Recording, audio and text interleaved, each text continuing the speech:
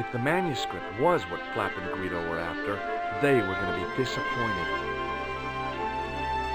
I couldn't wait to get back to Nico's apartment and check it out.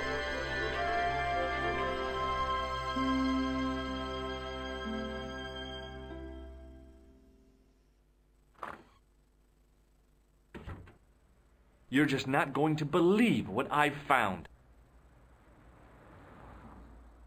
It's not another part of the clown's costume, is it?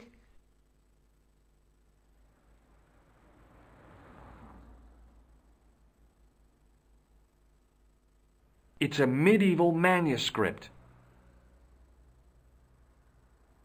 Khan left it in the safe at the U-Boot. It's incredible. Is this what he took from Plantard? It could be, which means it's worth enough to kill for. Look there, two guys on the same horse. Oh, yeah. Maybe they couldn't afford one each. What of it? Have you ever heard of the Knights Templar? Their official seal was an image of two knights sharing a horse. Whatever this manuscript means, it's connected with the Templars. How come you know about these knights? I learned about them while writing an article on the Crusades.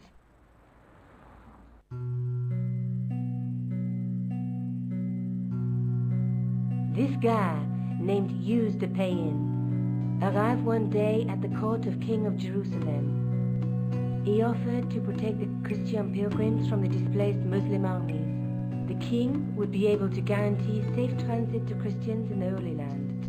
Safer journeys meant more pilgrims, and pilgrims meant trade and wealth.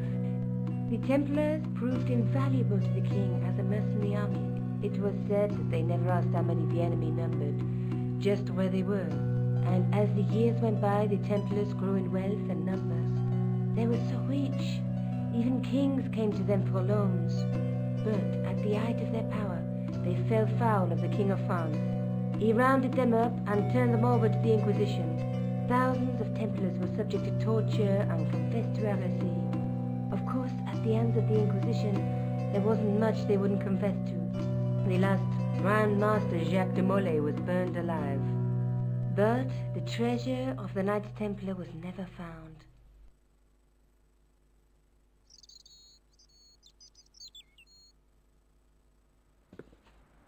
Jeez. So the treasure is hidden, waiting to be discovered? If there ever was a treasure, it's been lost for 600 years. Anyway, we're supposed to be investigating a serial killer, not a medieval treasure trove. But maybe that's what the clown and his accomplices are after. Maybe this manuscript is the key. You'd better leave it here for safekeeping. Think about it, George. One guy's already died for it, as you said yourself. Besides, that parchment is fragile. Okay, I'm convinced. You keep hold of it.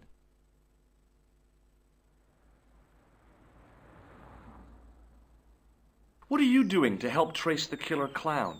Research, George. Yeah? You have a copy of the clown's yearbook? I have a telephone and lots of contacts. Oh, well, did you find anything useful? Not yet. I'm employing my first and most useful weapon. What's that? Patience. Oh, I've heard of that. Isn't it a substitute for decisive thinking? Have you found out any more about the murders?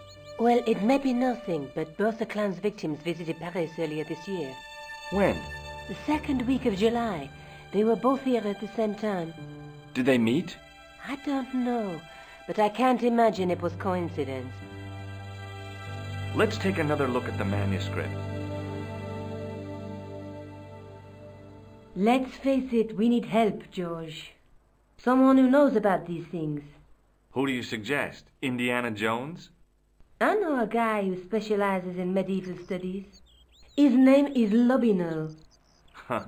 Some stuffy old fossil who gets horny over ancient relics, I suppose. Far from it.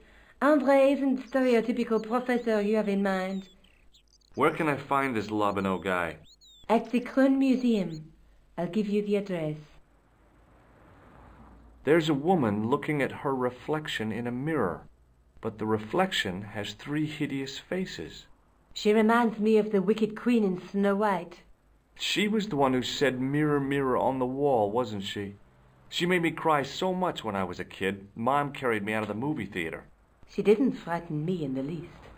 Like I said, I was only a kid. I didn't like the crocodile in Peter Pan either.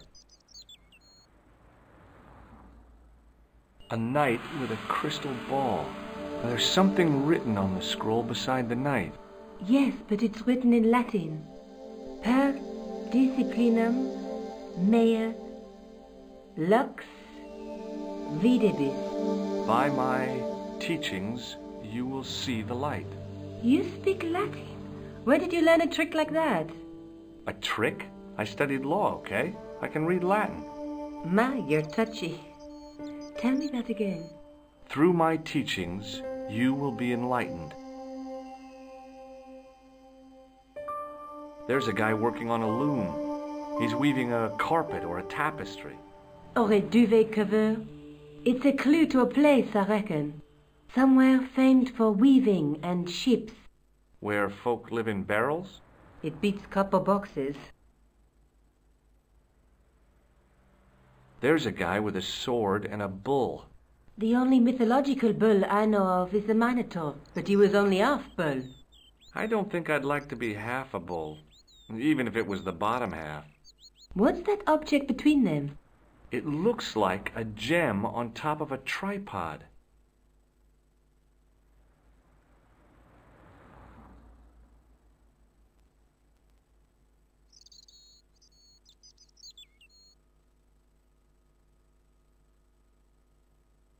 I found this in the killer's room. What is it, a credit card? ID, Thomas Merlin, of the Gruber Electronics Corporation. Never heard of him or the company. I found this matchbook in the killer's hotel room. It's from the Club Alamut. Never heard of it. Is there anything written inside it? No, what were you expecting? If this was a movie, there'd be a clue, a name or an address. That's no use. There aren't even any matches in it. Oh well, I'll keep it as a souvenir. The guy at the novelty shop gave me this. What is it? A hand buzzer. You put it in your hand and give people electric shocks. Why? It's a gag, a practical joke. If you ever use it on me, I'll break your arm. Okay. I get the picture.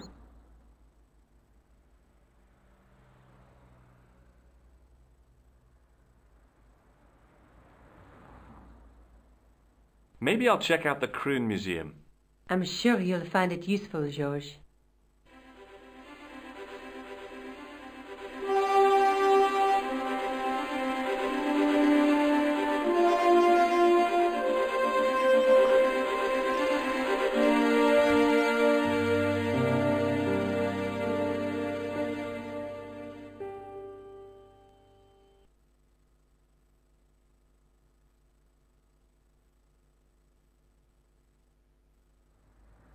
Oh, hi. Hello, my handsome friend.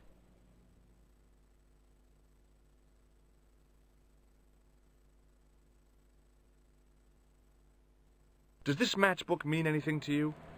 No, but I can tell you one thing. There's no such place as the Club Alamut in Paris. Would you like to shake my hand? No, I wouldn't. I can see the future, remember?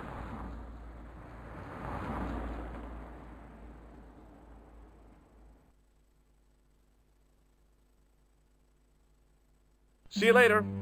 That's right, monsieur. You will.